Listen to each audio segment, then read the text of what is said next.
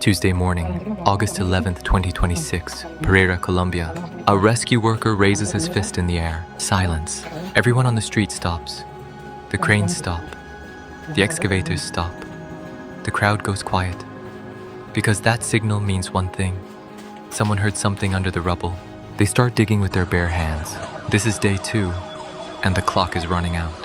The numbers are getting worse. When the 7.4 magnitude earthquake struck Colombia on Monday morning, the initial death toll was 132. By Tuesday evening, that number had crossed 250. Officials confirmed at least 181 deaths, with 2,595 people injured. But here is the number that is keeping rescue teams working through the night without stopping.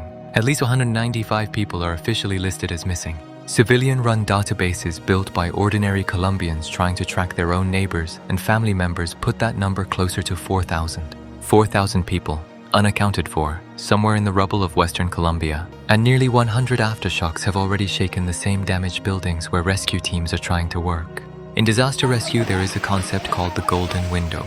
It is the 72-hour period after a collapse when the chances of finding someone alive are highest. After 72 hours, survival rates drop dramatically. The body cannot survive without water. Injuries that were survivable become fatal. The air in small pockets runs out. The golden window for the Colombia earthquake closes Wednesday morning. Rescue teams know this. They are not stopping. In Cali, Colombia's third largest city, workers are digging through mountains of shattered concrete with cranes, excavators, and at times nothing but their hands. Dump trucks are lined up carrying rubble away in 30°C heat. The city's morgue is full. In Pereira, the hardest hit city, a 7-story building collapsed near Plaza Bolivar. Workers secured sections of the structure with chains before cranes lifted pieces away, millimeter by millimeter, trying not to disturb whatever might still be alive underneath. In the middle of all of it, there are moments. Rescuers found a crack in a concrete wall in Cali. They could hear something. They worked carefully, slowly, until the crack was wide enough.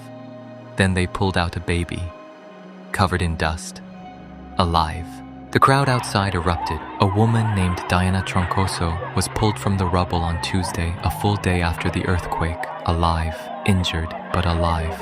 Rescue workers lifted her onto a stretcher while onlookers cheered from the street. These are the moments that keep the teams going through another night. Jose Gallego, a Colombian social media influencer, was at Pereira airport recording live video when the earthquake hit.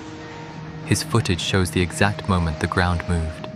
The violent shaking, parts of the ceiling falling, people crouching under tables screaming. There were people injured, bleeding, screaming and trying to reach their families, he said. But there wasn't any signal. That was the first hour.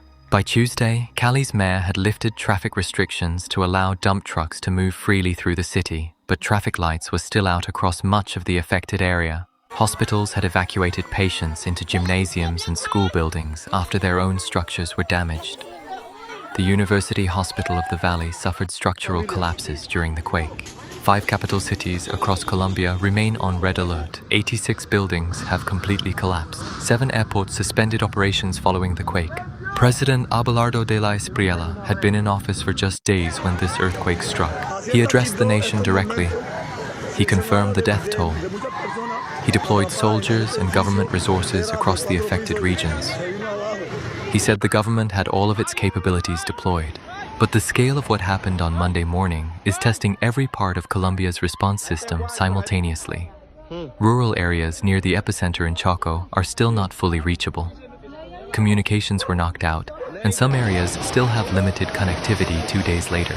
The disaster has also shone a light on deeper problems. Deep poverty and decades of civil conflict have already left many communities in Western Colombia without strong infrastructure. The earthquake did not create those vulnerabilities. It simply exposed them all at once. The golden window closes Wednesday. After that, rescue operations shift from finding survivors to recovering victims.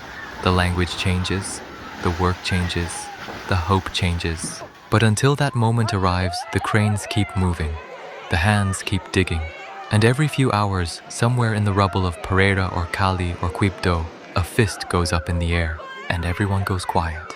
And they listen.